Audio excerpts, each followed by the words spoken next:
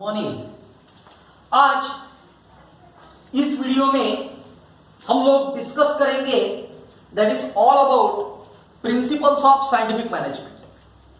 Try to understand, समझने की कोशिश कर।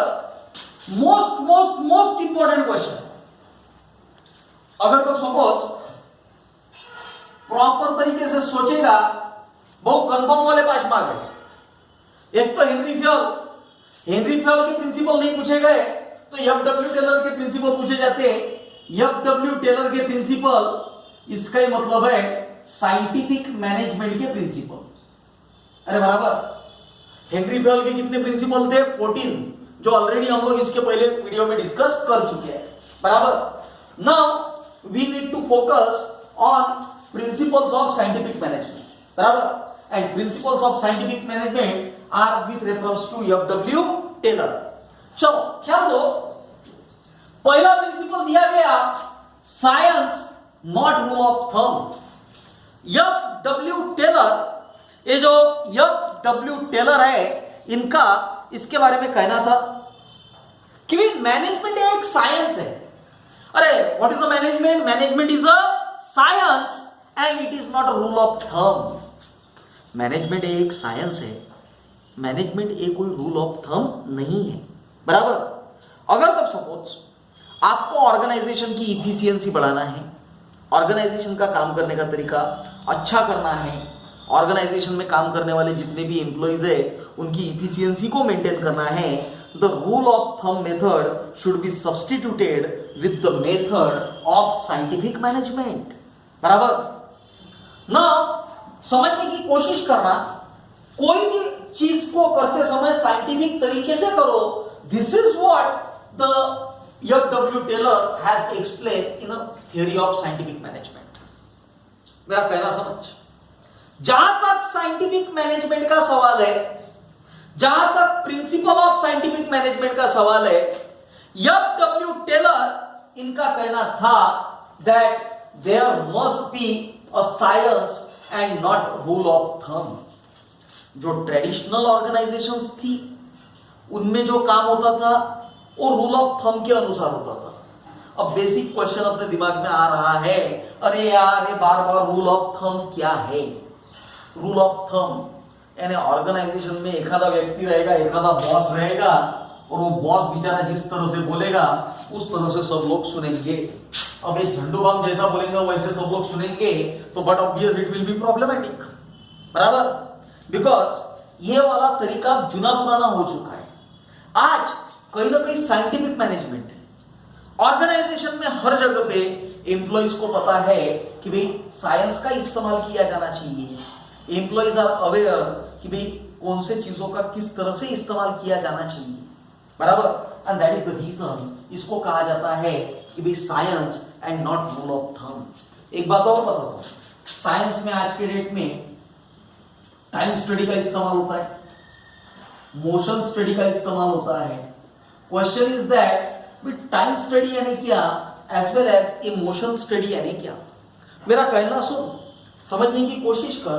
टाइम स्टडी इसका मतलब क्या है, और मोशन स्टडी इसका मतलब क्या है? Time study, mark my word, समझने की कोशिश करना मेरे शब्दों को बराबर। टाइम स्टडी चीजों को आगे लेके जाओ। बराबर। बट ऑर्गेनाइजेशन में एक आधा काम करना है तो उस काम का टाइम डिसाइड होना चाहिए कि भाई कितने समय में एक आधा काम कंप्लीट होना चाहिए। अरे एक आधी ऑर्गेनाइजेशन है, उस ऑर्गेनाइजेशन में डस्टर बनाने का काम है, तुमको ढूंढ के निकालना पड़ेगा कि भाई ऑर्गेनाइजेशन में अगर को डस्टर बनाना है तो एक डस्टर तैयार करने के लिए एक वर्कर को टाइम कितना लगता है, that is a time study. बराबर। मोशन स्टडी इसका मतलब है स्पीड। मोशन स्टडी इसका मतलब होता है स्पीड।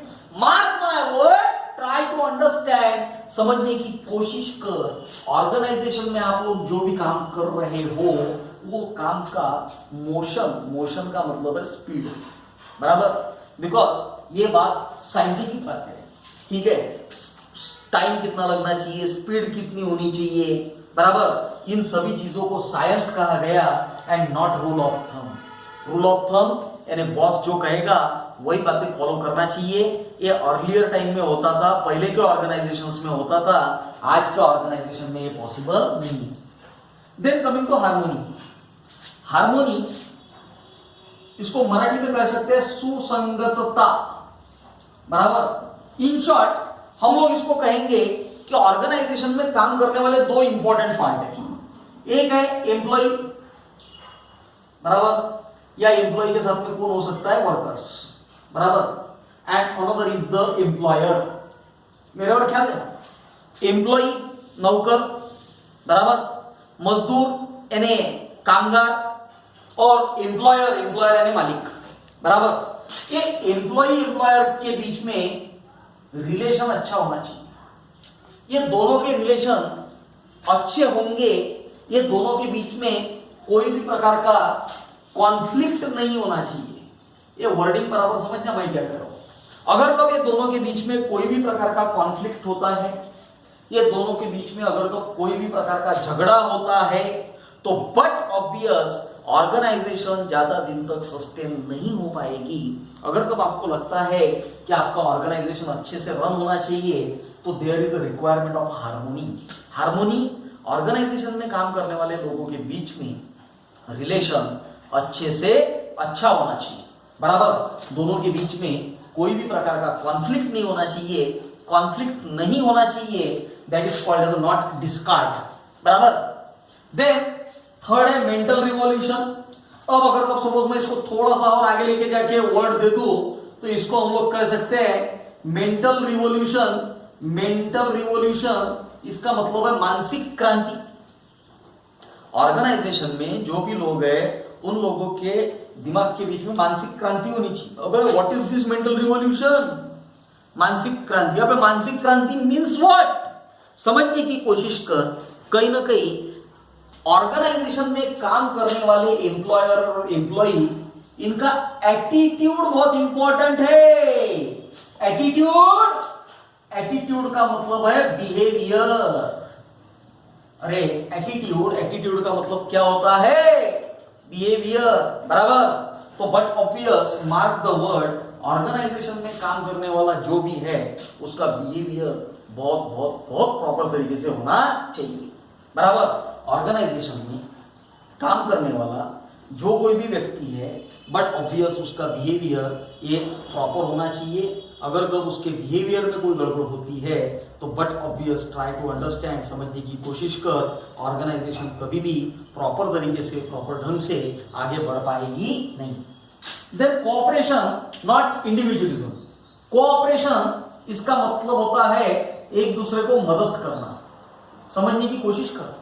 ऑर्गेनाइजेशन के लिए बड़ा इंपॉर्टेंट है कि बट ऑब्वियस ऑर्गेनाइजेशन में काम करने वाले एम्प्लॉयर एंड एम्प्लॉई, इन्होंने एक दूसरे को मदद करना चाहिए, बराबर। जब आप एक दूसरे को मदद करोगे, तभी आपके लिए पॉसिबल है that you will move ahead. तब जाके आप कहीं ना कहीं आगे जाओगे, एंड डेफिनेटली उसको मिलने वाले रिजल्ट्स भी अच्छे मिलेंगे। अगर कब आप ऑर्गेनाइजेशन में आगे नहीं जाओगे, तो but obvious there will be problem of cooperation. काय का प्रॉब्लम आएगा? कोऑपरेशन, बराबर। तो कहीं ना कहीं ऑर्गेनाइजेशन में एक दूसरे को मदद करने की भावना होनी चाहिए। डिवीजन ऑफ रिस्पॉन्सिबिलिटी, मेरा और ख्याल है, डिवीजन ऑफ रिस्पॉन्सिबिलिटी ये हेनरी फ्योल के पहले प्रिंसिपल के जैसा है, डिवीजन ऑफ वर्क। अरे भाई, रिस्पॉन्सिबिलिटी डिवाइड होनी चाहिए, इसका ही मतलब है वर्क डिवाइड होना चाहिए। ऑर्गेनाइजेशन में जो भी काम है, वो काम डिवाइड होने चाहिए। Reason behind that is very simple. कहीं ना कहीं ऑर्गेनाइजेशन में एक व्यक्ति काम कर रहा है क्या? नहीं, बराबर। There must be proper division of work between the employees और workers working in an organisation, बराबर। So but obvious we can say that proper division of work should always be accompanied with division of responsibilities between the managers and the employees, बराबर। Managers should always help, encourage and guide the employees, but obvious manager लोगों ने हमेशा अपने employees को guide करना चाहिए, बराबर। अच्छा मार्ग बताना चाहिए, मदद करनी चाहिए, ठीक है। And it help for the best performance of the manager as well as the employees. Now coming to the last thing, and that is about development of employer and employee for greater efficiency. Efficiency इस word का मतलब है कार्यक्षमता. But obvious समझने की कोशिश करना, organisation में काम करने वाले जितने भी एम्प्लॉयर्स हैं, मार्क माय वर्ड, ऑर्गेनाइजेशन में काम करने वाले जितने भी एम्प्लॉयज है, बट ऑब्वियस उनके बीच में ग्रेटर इफिशियंसी होनी चाहिए. रवि, ऑर्गेनाइजेशन में काम करने वाले जो भी एम्प्लॉयज है उन एम्प्लॉयज के बीच में ग्रेटर इफिशियंसी होनी चाहिए. ग्रेटर इफिशियंसी होनी चाहिए. इफिशियंसी इसका मतलब है कार्यक्षमता. कार्यक्षमता इसको हम लोग कह सकते हैं काम करने की क्षमता. कार्यक्षमता, कार्यक्षमता इसको हम लोग क्या कह सकते हैं, काम करने की क्षमता. बराबर. तो बट ऑब्वियस काम करने की क्षमता एम्प्लॉयर की और एम्प्लॉय की, एम्प्लॉयर यानी मालिक, एम्प्लॉय यानी नौकर, ये दोनों की भी काम करने की क्षमता डेवलप होनी चाहिए.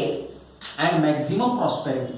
प्रॉस्पेरिटी इस वर्ड का मतलब है रिस्पेक्ट, मान सम्मान, बराबर, आदर.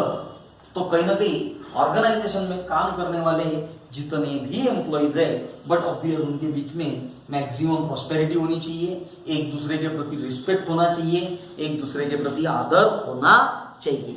So basically this is what all about the principle of scientific management. Clear? Done.